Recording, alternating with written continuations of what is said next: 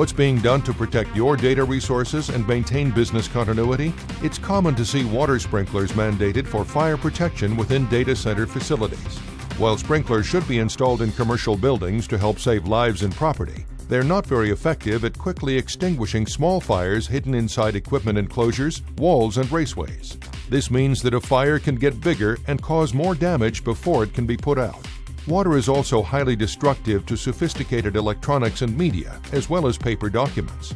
But how do you protect your data center against losses caused by fire? Today, more and more IT professionals are turning to an advanced clean agent known as Novec brand 1230 fire protection fluid from 3M.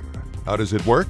Discharged as a gas, Novec 1230 fire protection fluid quickly penetrates tight enclosures and obstructions, providing fast, effective extinguishment often before a fire reaches the flame stage. It also has no effect on energized electronics or mechanical components, leaves no residue, and is non-conductive, allowing systems to remain operational even during an emergency. In end use, Novec 1230 fire protection fluid also offers the largest margin of safety among clean agents for use in occupied spaces. Because in today's fast-paced, constantly connected world, there's no time for downtime.